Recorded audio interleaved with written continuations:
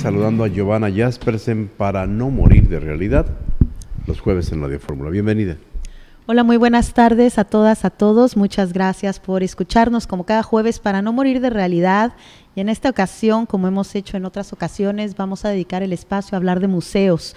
El día de ayer sucedió algo muy importante porque después de casi 3 años de trabajo, tenemos una nueva definición de museo. Esto después de que se hiciera la asamblea en Praga del Consejo Internacional de Museos, que es, digamos, la instancia internacional que agrupa a todos los museos del mundo en distintos comités, por distintos especialistas, de acuerdo a la región, el género, pero también la vocación de los museos, ¿no? Ha sido un esfuerzo titánico y hay que partir de esto. Recordemos que en 2019, en la asamblea de 2019, se intentó poner en la mesa la nueva definición de museo y en aquel momento se rechazó la iniciativa y se recomenzó el trabajo. Esto porque se pensaba que no había, digamos, suficiente presencia de determinadas voces o que no era lo suficientemente diverso el comité y que en tanto que tal tenía que replantearse el proceso. A partir de eso y después de aquella reunión de 2019, recomienza el proceso para finalizar este 24 de agosto en Praga, en la reunión del ICOM que se está teniendo ahora en Praga. Después de la votación se da el visto bueno de esta nueva definición.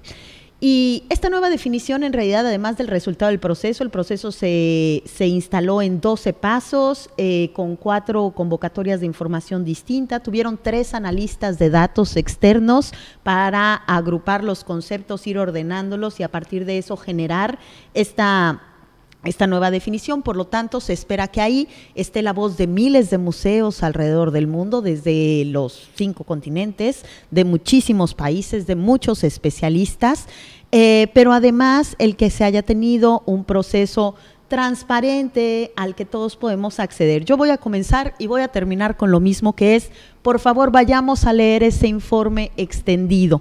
Es interesantísimo ver cómo comienzan a entrar conceptos que antes no hubiéramos imaginado con los museos, pero además de eso, cómo las reflexiones son totalmente distintas en África que en América Latina.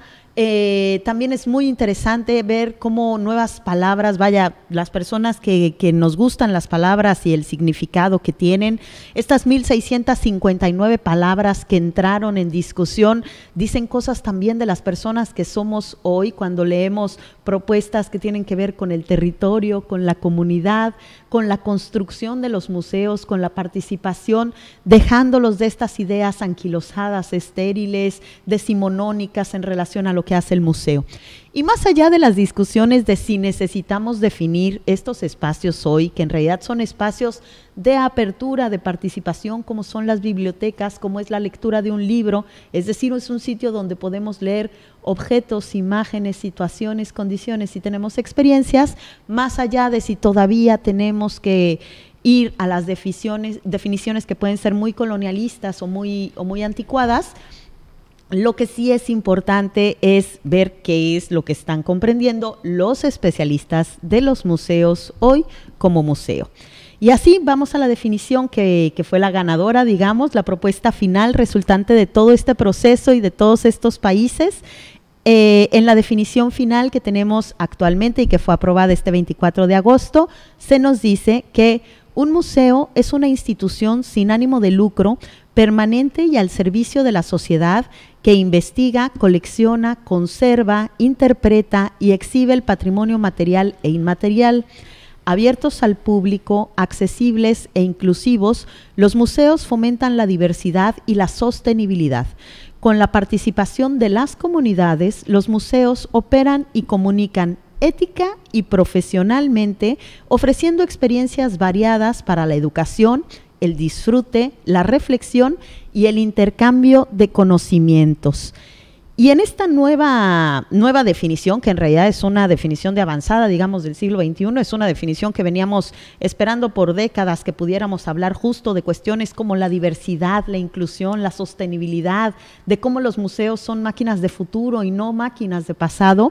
Hay también algunos espacios, ciertos resquicios que sabemos que todavía nos van a quedar para la agenda del mañana, por ejemplo, el que se hable todavía de instituciones permanentes, porque la permanencia los blinda, por ejemplo, de la corrección de la historia, ¿no? Hay museos que ya no necesitamos porque hay también historias que ya no queremos honrar. Aprendemos historia para no repetirla en muchas ocasiones. Si les damos esta condición de permanencia, es como si fueran más allá del movimiento de las sociedades o las reflexiones que citan en la parte final.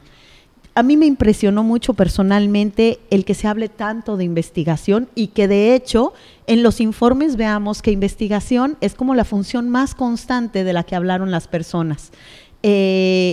Yo me preguntaría seriamente de dónde vino esa información. Yo creo que muchos son investigadores y en tanto que tal dicen, bueno, el museo tiene que investigar porque se pone incluso antes que el que sea abierto o el que coleccione o el que exhiba, ¿no? En muchas ocasiones un museo sí comunica una investigación, pero no necesariamente siempre se da en el museo. Lo que sería interesante es activar justo estas investigaciones en materia museológica, ¿no? El que podamos tener centros de investigación especializada. Es muy interesante que hable ya de accesibilidad, de inclusión, de diversidad y de sostenibilidad, a pesar de que estamos llegando muy tarde a la discusión, como suele ser. Vaya, en la cultura y las artes como que siempre llegamos un poquito tarde a las discusiones de construcción del mañana y del futuro. Si los museos se hubieran planteado estas preguntas hace 30, 40 años, en realidad muchas de las condiciones que tenemos hoy de crisis, por ejemplo, en relación a las violencias, el cambio climático, podríamos haberlas frenado antes al tener un papel activo y de avanzada en dicha materia. Me parece muy importante el que hablen de participación de las comunidades y también el que comiencen a hablar de reflexión e intercambio de conocimientos, es decir, que el museo ya no sea esta instancia que tiene que saberlo todo, sino que es también un espacio que está aprendiendo de la voz de las personas y su propia comunidad para construir juntos. Y finalmente, creo que también es muy importante el que se hable del disfrute, que es algo de lo que hablamos muy poco, quitarle un poco esta carga de la educación y la pedagogía y el aprendizaje, para que sepamos que son sitios de disfrute, de esparcimiento y de libertad también, y que podemos ir a hacer muchas cosas a este espacio. Ahora quedaría pendiente, me parece, 2 puntos principales, que es, por una parte, el que los trabajadores de los museos, que en muchas ocasiones no estuvieron tan involucrados en estas reflexiones, la tomen por propia y que comprendamos que todos nos tenemos que preguntar si de verdad es sostenible, si de verdad estamos siendo inclusivos, diversos y accesibles, que releamos nuestros cedularios, que veamos nuestros espacios y que los pensemos no desde nuestra mirada, sino desde la mirada de las otras personas y de esta diversidad. Y un segundo punto es que podamos hacer este tipo de definiciones y construcciones a partir de las audiencias y los visitantes y no más desde los especialistas. Las personas que amamos los museos y que los construimos y definimos, en realidad tenemos una voz privilegiada en relación a la información que tenemos o nuestra formación. Tenemos que trabajar con las audiencias, con quienes los visitan. Por poner un ejemplo, en algunos de los recorridos que hacíamos con en el Palacio Cantón con distintas audiencias, yo me daba la tarea de recorrer el museo con perfiles totalmente distintos una vez a la semana. Y en algún momento, recorriéndolo con un chiquito, que en aquel momento debió de haber tenido 6 años, y yo le decía que cómo teníamos que hacer para llevar más personas a los museos. Él me decía, es que es necesario que tengan una cancha de fútbol en la azotea que me acabas de llevar a ver.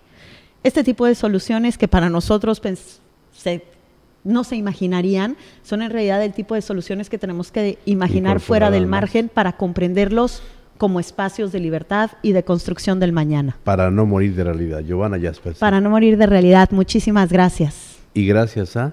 Y gracias a todas las personas que participaron en la colecta, en la recaudación que estuvimos haciendo para el caso de María Bravo la última semana. Comenzamos justamente en este espacio, comenzamos en el programa, cerramos el día de ayer en redes, porque justo la familia pudo alcanzar el monto, lo cual cambia totalmente la perspectiva de los futuros años. María ya fue implantada, mandó un mensaje de hecho también por redes sociales para agradecer, y bueno, yo personalmente quisiera también agradecer a todas las personas que participaron. Yo recordaba a su abuelita hace una semana, vaya muy afectada, sin poder aguantar el llanto, diciendo, bueno, lo que se necesita es un milagro.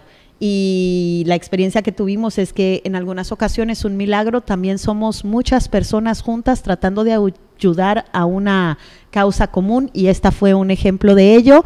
María la semana entrante ya estará con nosotros en Mérida y todos estaremos muy contentos de seguir su recuperación. Y su vida ya profesional, artística, deportiva. Así etcétera. Es, y su vida futura. Exactamente. Gracias, Giovanna. Muchísimas gracias.